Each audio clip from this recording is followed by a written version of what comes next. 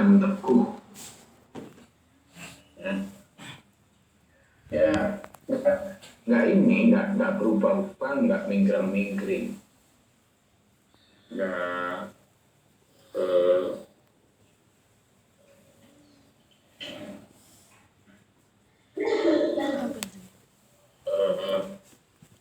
nggak berubah-ubah, nggak gampang terpengaruh lah, gitu. Jadi karena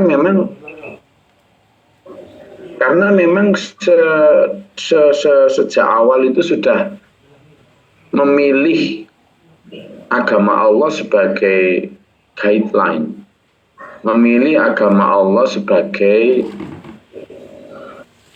map, peta.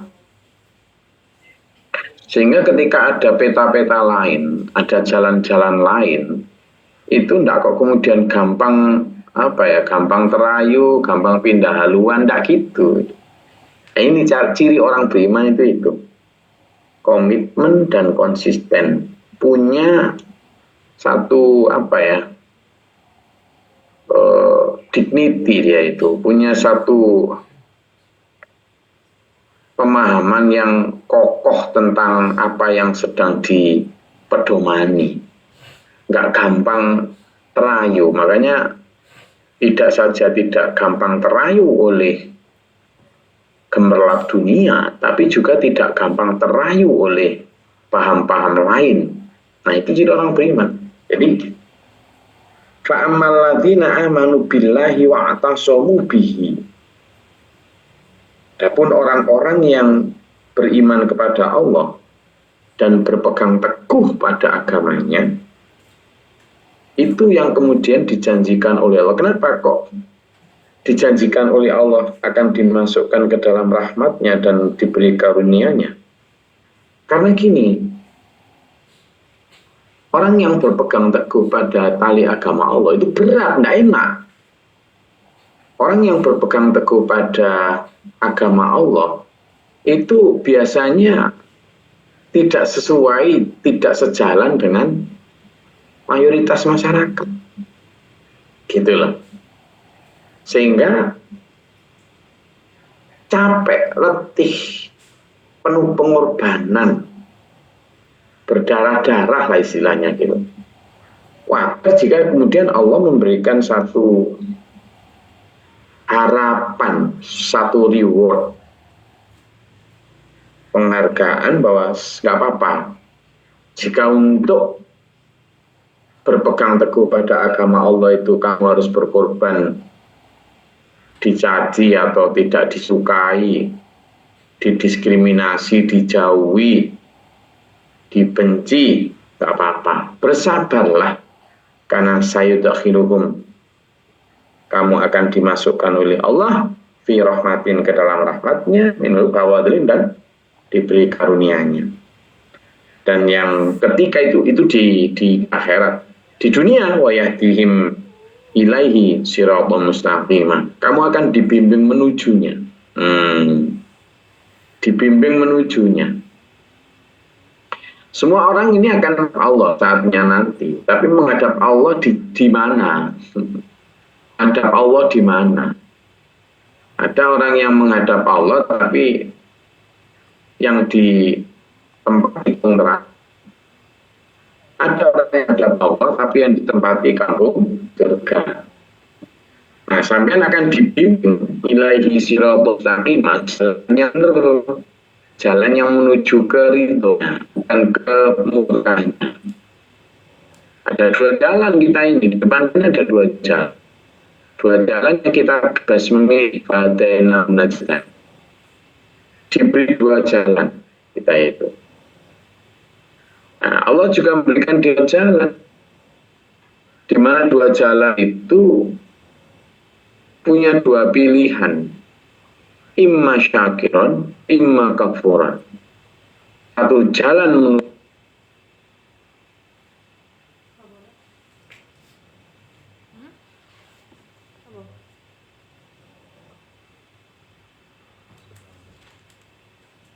begini ya. Sorry.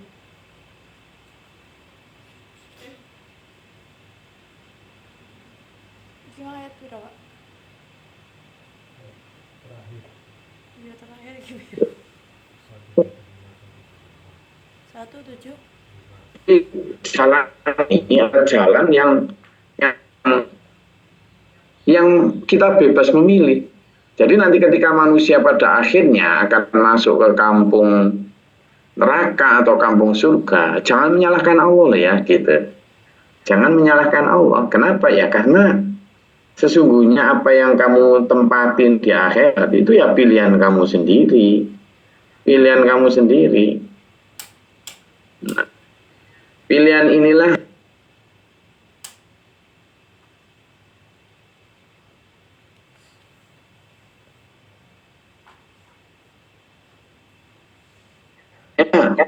kita sudah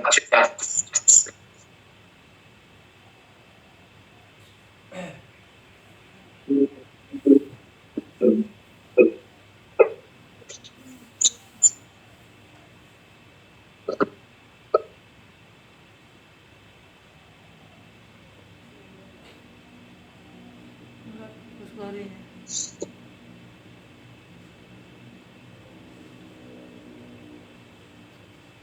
yang kita sudah pilih sejak kita di dunia. Itu imma syakir wa imma kafur. Kamu menjadi melalui jalan yang orang-orang yang bersyukur, jalan orang-orang yang pandai bersyukur, yang nggak geragas, nggak gerangsang, nggak rakus, nggak mengleng, ya, orang-orang yang wa'tasamu billah, orang-orang yang berpegang teguh, atau kamu orang yang ikut terpengaruh dengan kapitalisme, dengan segala macam perlombaan duniawi itu, silakan kata Allah. Tapi kamu harus tahu loh ya, saya kasih tahu konsekuensinya. Intinya itu. Jadi ketika Allah memberi wayadim ilahi siratal mustaqim, itu bagi orang-orang yang berpegang teguh itu. Sampai saya monggo masuk memilih yang mana, tapi ada konsekuensi. Kalau milih orang yang syakiron, yang ahli bersyukur, itu memang ya berat.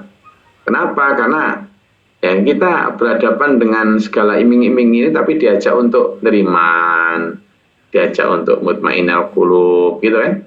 Itu. Nah,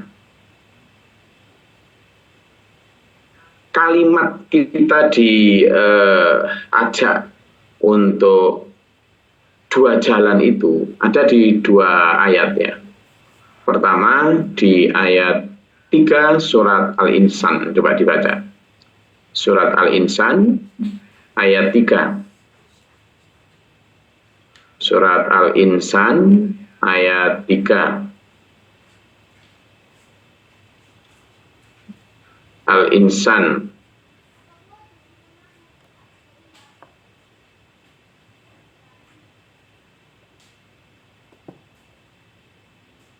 Al-Insan itu ya, sudah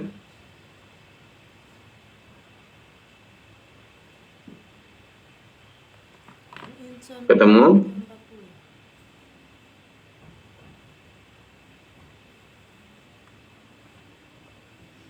Yang belum baca silakan dibaca.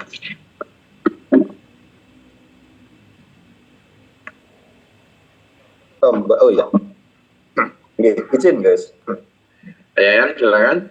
Pak Yayan Bu Yayan tadi atau Pak Jo siapa tadi? Bu Yayan. Pak Yayan.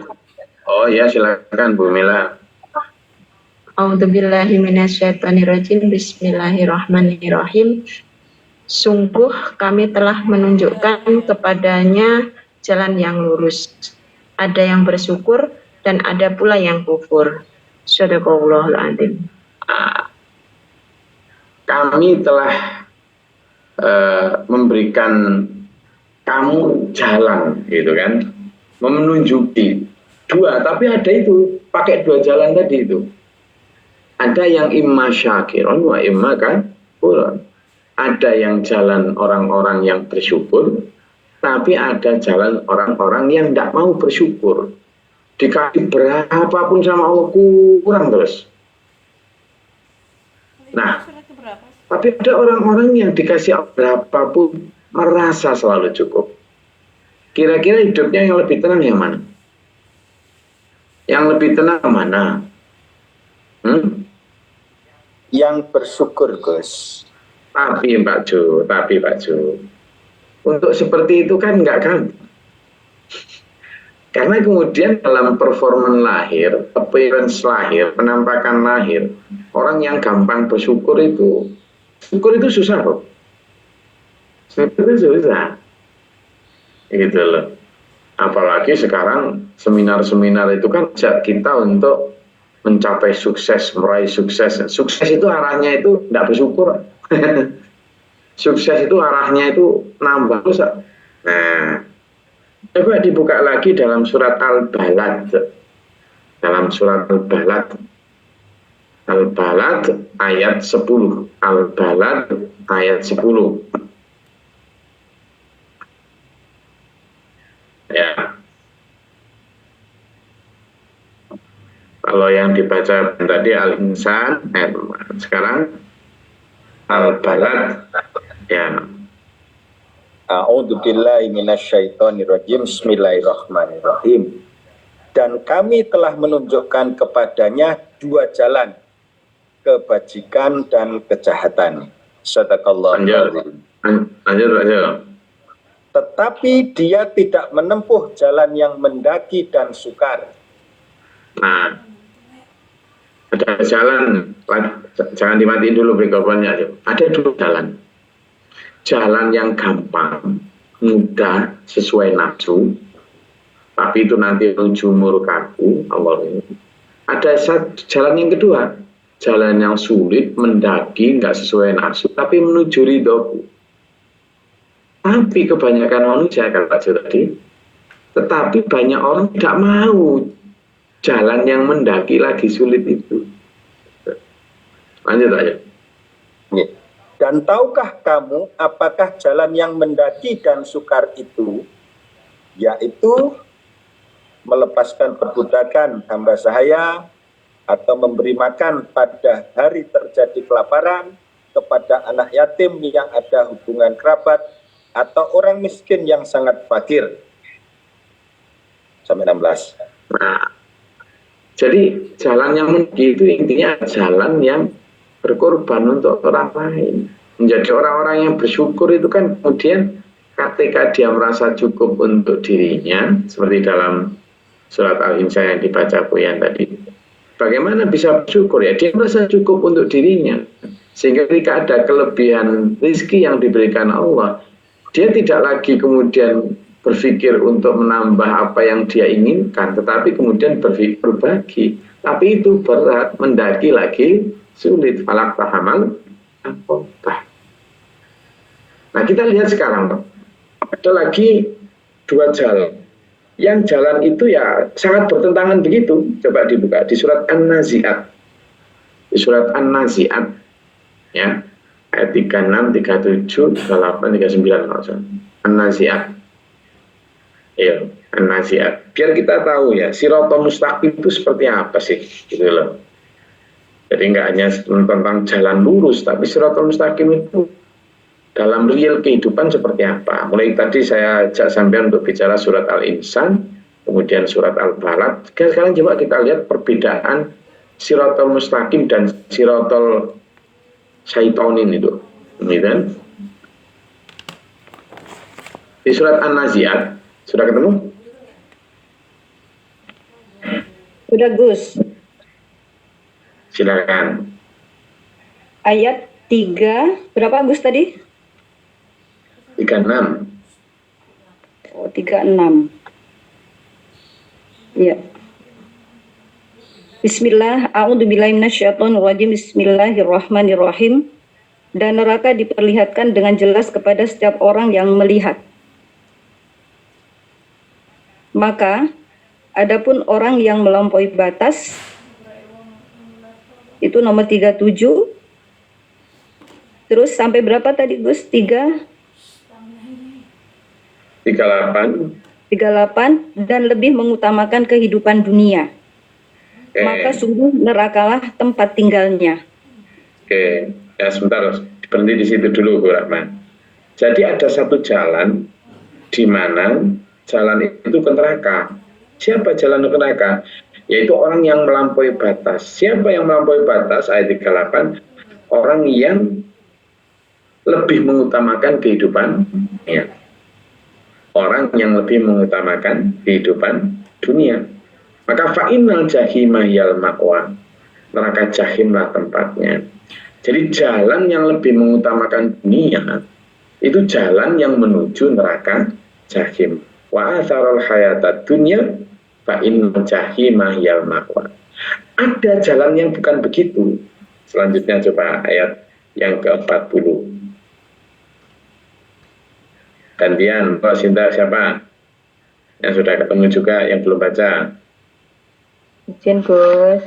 Bismillahirrahmanirrahim. Dan adapun orang-orang yang takut kepada kebesaran Tuhannya dan menahan diri dari keinginan hawa nafsunya. Sadaqallahu azim. Bersuwun Gus. Jalan kedua adalah orang-orang yang selalu merasa takut kalau nanti nggak dapat ampunan Allah, takut kalau nggak dapat ridhanya Allah, sehingga hidupnya hati-hati banget. Dan wanahan nafsa anil hawa, dia menahan diri dari hawa nafsunya. Dia menahan banget, tidak memperturutkan keinginan, hidup hanya berdasar kebutuhan saja. Sehingga bisa bersyukur tadi, masih ada hubungan dengan yang imma syakiron imma kafuron tadi. Hidup yang menahan nafsu, yang dibaca Pak Jo tadi adalah tentang kenapa kamu nggak mengambil jalan yang mendaki lagi sulit. Loh, hidup menahan nafsu itu mendaki nggak? Mendaki. Hidup menahan nafsu itu sulit nggak? Sulit. Sulit. Nah ini yang kata Allah, fa'innal jannata hiyal ma'wa, maka sungguh surgalah tempat tinggalnya. Jadi yang ke kiri adalah yang imma kafuron, yang tidak pernah bersyukur. Yang ke kanan adalah imma syakiron, yang pandai bersyukur. Yang ke kiri adalah orang yang turun landai enak-enak saja. Yang ke kanan adalah mendaki lagi sulit. Gitu kan? Jadi anatominya begitu. Kalau surat Al-Insan ayat 4 tadi, yang ke kiri adalah yang tidak pandai bersyukur alias kufur binikmah, rakus, ngedungsang terhadap dunia. Yang ke kanan adalah yang bersyukur, pintar bersyukur, sangat mensyukuri apapun yang diberikan Allah. Kalau dalam surat yang selanjutnya Al-Balad yang dibaca Pak Jo, yang ke kiri adalah yang menurun gampang mengikuti arus, sementara yang ke kanan adalah mendaki sulit, tidak enak. Nah dalam surat An-Nazi'at ini, yang ke kiri adalah yang mengutamakan kehidupan dunia, yang ke kanan adalah yang takut kepada Allah dan menahan nafsu. Lalu ayat ini juga surat An-Nazi'at, yang ke kiri akan fa'innal jahimah yal ma'wa, yang ke kanan fa'innal jannata yal ma'wa. Gitulah. Jadi jelas kita itu punya dua pilihan itu, untuk mau memperturutkan nafsu atau kita menahan nafsu. Clear nggih? Nah, itulah siratal mustaqim. Yang di sini disebut wa yahdihim ilal siratal mustaqim. Jadi siratal mustaqim itu kita bisa simpulkan dari surat Al-Insan, dari surat Al-Balad, dari surat An-Nazi'at, itu adalah jalan ke kanan, tapi ke kanan itu mendaki dan melawan arus utama serta melawan hawa nafsu. Itu sehingga akhirnya pantas dapat surga, kemudian nanti disalami di pintu surga oleh malaikat, salamun alaikum bima sobartum. Selamat sejahtera wahai para jamaah kajian tafsir yang selalu menahan hawa nafsu atas kesabaranmu dulu di dunia. Baru gitu, gitu loh. Jadi sampean akan dibegitukan oleh malaikat. Lah kalau di dunia memperturutkan hawa nafsu terus nanti ujung-ujung malaikat selamat, dia kesabaranmu sabar apa? Enggak menahan nafsu plus kok sabar, ini kan gitu. Enggak pantas kalau dibilang gitu. Ya. Ayat selanjutnya tentang waris. Ayat yang ke-170 ini tentang waris. Jadi dalam waris itu ada satu konsep namanya kalalah. Kalalah itu adalah ketika ada orang meninggal, tidak punya anak, tidak punya siapa-siapa, tapi dia hanya memiliki seorang ukhtun, seorang saudara perempuan saja. Yastaftunaka, mereka akan minta fatwa kepada Muhammad tentang kalalah. Walillahu yuftikum fil kalalah. Allah akan beri kamu fatwa tentang kalalah. Apa itu? Ini merupakan jika seorang halaka meninggal, lahu waladun, dan dia tidak punya anak, tapi walau ukhtun, dia punya saudara perempuan.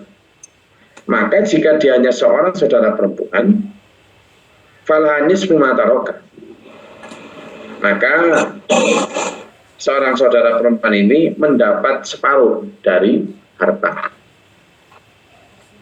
Tapi jika dia hanya punya seorang saudara laki-laki, wa huwa yarithuha illa kullaha waladun.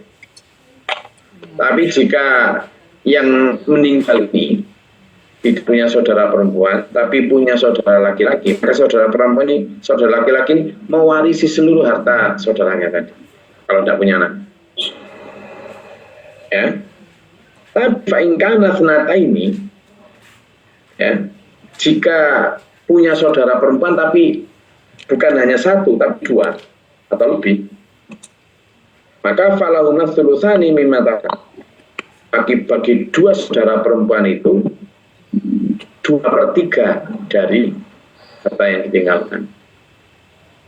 Wa ingkanu ihwatan, tapi jika saudaranya itu terdiri dari rijalan laki-laki, wanisaan dan perempuan, maka cara baginya adalah walidzakari mithlu hadzil untsayain. Maka cara baginya adalah laki-laki mendapat 2 bagian seperti bagian perempuan 2 bagian. Yubayyinullahu lakum an tadillu, Allah menerangkan itu supaya kamu nggak tersesat di dalam pembagian waris. Allahu bikulli syai'in alim, Allah mengetahui segala sesuatu, Maha mengetahui. Waris ini kalau sampean tanyakan nggak bisa dijawab hanya dengan satu pertemuan, apalagi 5 menit 2 menit. Sangat kasuistik dan sangat berbeda setiap kasus yang ada. Dan itu bisa jadi satu yang beda. Tapi Allah sudah memberi batasan itu. Nah, maka dulu-dulu juga kalau ditanya oleh orang tentang bagaimana waris, kita harus menjelaskan apa adanya sesuai hukum. Saya itu kajian kita, kalau ada yang mau disampaikan.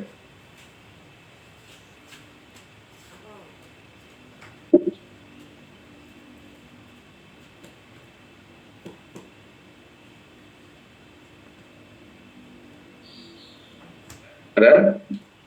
Jin Gus.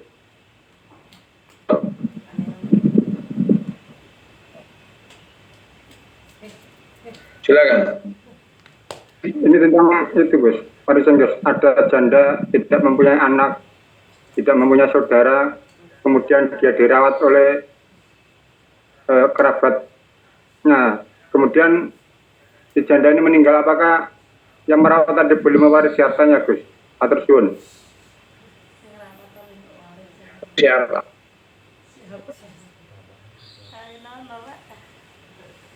Kerabatnya itu siapa? Ya, kemenakannya lah. Janganlah, harus pasti. Waris itu bukan tentang lah, harus pasti siapa dia itu. Enggak, dia itu merawat. Iya, enggak, saya enggak peduli dia merawat atau enggak merawat. Saya pengen tahu siapa dia. Kerabat jauh Gus. Ya kerabat jauh berarti enggak dapat gitu loh. Jadi waris itu bicara tentang siapa yang dapat. Makanya ilmu faraid itu bagian-bagian. Jadi sudah dijelas di sana. Si ini dapat ini, dapat ini, dapat ini. Silahkan. Kalau tentang merawat, maka dia tidak kemudian otomatis karena dia merawat lalu dapat harta waris. Enggak, ya dia mendapatkan biaya perawatan. Diambilkan dari harta warisan, itu ada kayak gitu. Misalnya kalau memang dia merawatnya minta gaji atau minta diganti. Tapi kalau kemudian karena dia merawat lalu dia dapat waris, nggak boleh begitu. Nggak bisa gitu. Nggak ada dalam arti. Tapi kan kasihan. Hukum bukan tentang kasihan. Hukum bukan tentang perasaan. Hukum adalah tentang aturan yang sudah pasti. Jelas ya, Mas? Jadi makanya ya kemenakannya lah. Bukan nggak bisa lah. Siapa dia? Kerabat jauh ya. Jauh berarti nanti ada namanya ahli waris itu ada akrob, ada ahli waris yang akrob itu berarti yang di lingkup atau circle terdekat itu bisa menghalangi yang abad ya. Jadi namanya maju terjab. Maksudnya ya dia jauh sementara yang ada yang lebih dapat dekat itu maju. Apakah dia kemudian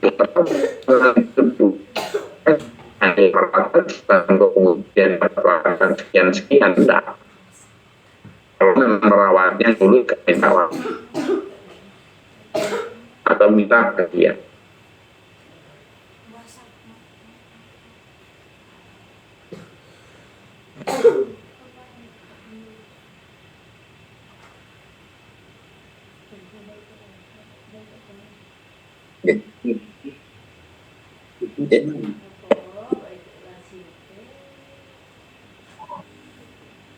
Izin Gus Gloris.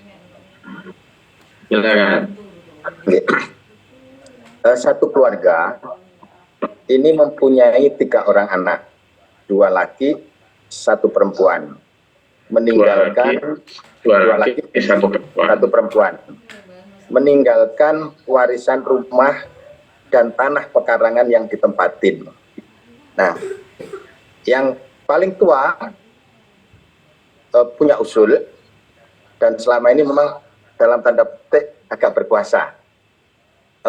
Usul ini tidak perlu dibagi, biarlah tempat ini jadi tinggalan nanti anak cucu.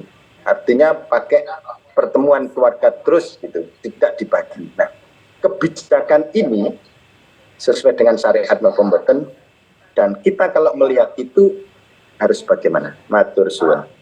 Orang tuanya sudah meninggal? Sampun guys, dua-duanya sampun. Oke, sebentar aja, jangan dimatiin dulu.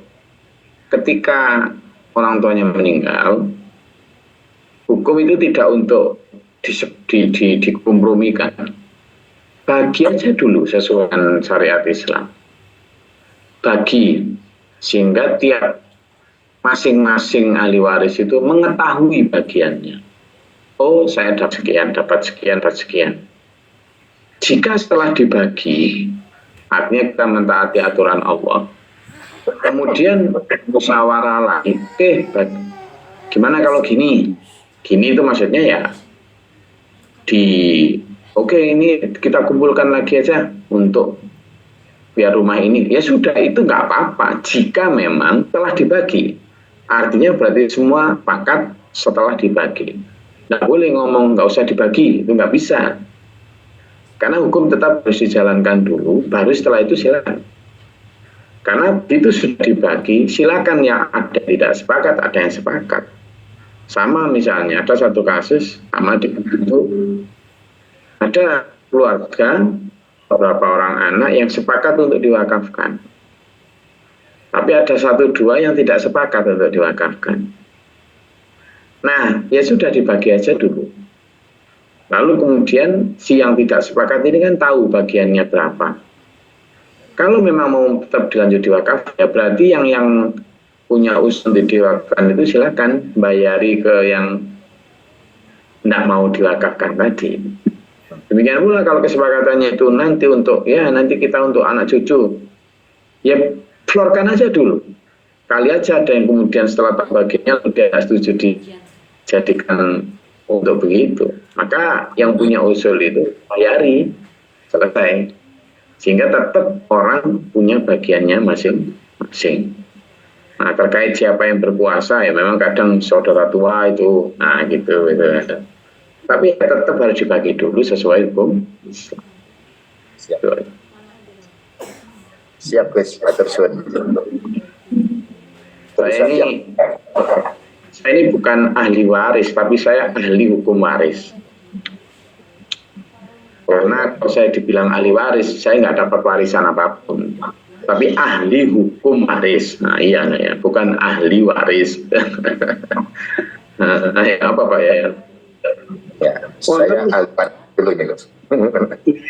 Tadi di surat An-Nisa itu yang terakhir itu kan, jika seorang meninggal tidak mempunyai anak, jika saudaranya perempuan itu kan dapat separuh kalau satu orang, kalau dua orang dapat 2/3. Nah itu sisanya kemana kan, Gus? Kan 2/3, sepertiganya kemana kan itu? Ya, jadi kalau itu ada dua pendapat. 2/3 berarti kan ada sepertiga yang nggak ada. Maka sepertiga ini ada yang mengatakan ke Baitul Mal. Ya. Ada yang mengatakan bahwa tergantung. Kalau memang fa'inkan atasnya ini, jika ada yang memiliki saudara perempuan itu 2 atau bukan hanya 1, maka falahumut sulusani maka roka.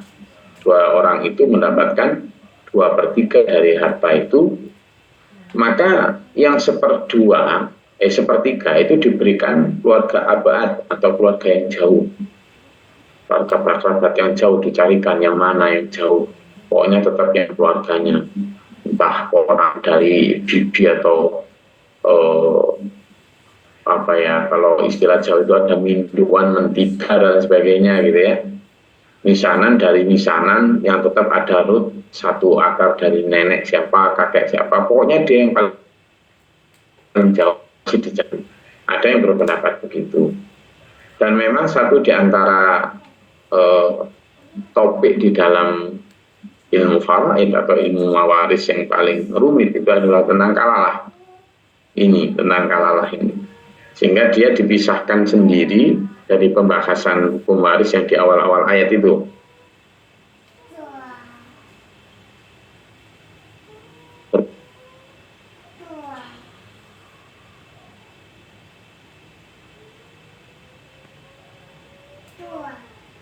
Hilang suaranya.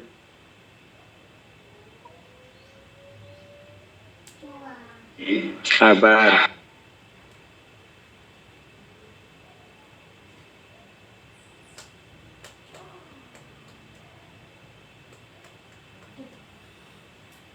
Tidak terus kemudian diberikan kepada ahli hukum waris. Nah,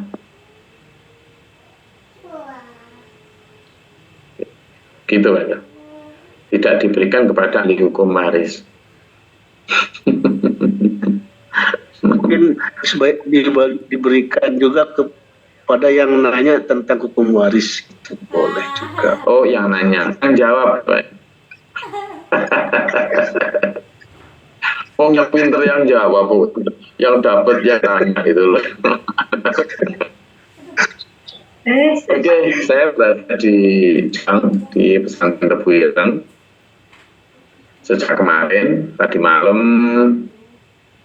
selesai jam 4, dari jam 7 sampai jam 4 terus jam 4 langsung cabut ke Panjen di Malang sana, jalannya terus pasien di depan sampai jam 10, terus dimampir ke Tua Takmir ngobrol karena mereka tanya ini itu sampai hampir setengah 12. Setengah 12 balik ke Jombang lagi karena hari ini saya juga harus ngisi lagi. Sampai di Jombang jam 2 aja itu sebentar, ingat kalau harus subuh dan fajar. Setelah fajar mau ngelayanya ingat kalau tunggu sampai ini sampai jam 6. Jam 6 ini nanti setengah 7 sudah harus siap ke sana. Terus kapan ngelayakku? Terus bismillah, tetap semangat. Rencananya pagi besok mau ke Sumbawa, tapi kok tak lihat tiketnya mahal sekali ini, mungkin ditunda habis Lebaran mungkin. Jadi itu benar ya, tetap semangat untuk mengisi Ramadan ini dengan sebanyak mungkin kantung-kantung yang bisa kita nikmati di akhir nanti. Ya, Tuhan Allah.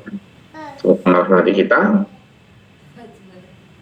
membawa kita dalam lindungannya, sehingga kita selamat hidup dunia sampai akhirat. Allahumma shalli wa sallim ala Allahumma fil lil mu'minina wa muslimin. Allahumma atina fi man hadaita wa afina fi man afayta wa barik lana fi ma ataita wa qina astaghfiruka wa atubu ilaika wa sallallahu Allahumma taqabbal al-bala wal waba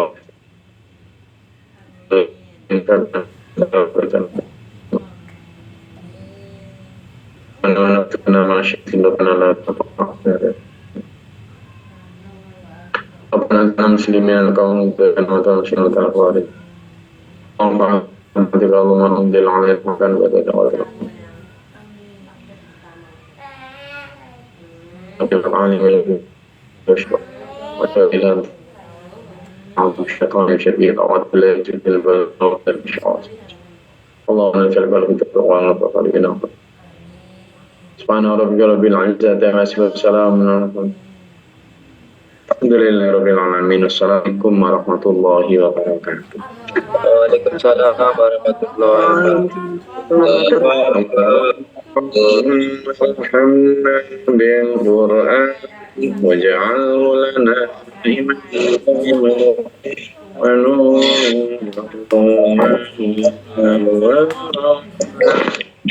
اللهم ذكرنا مما نسينا وعلمنا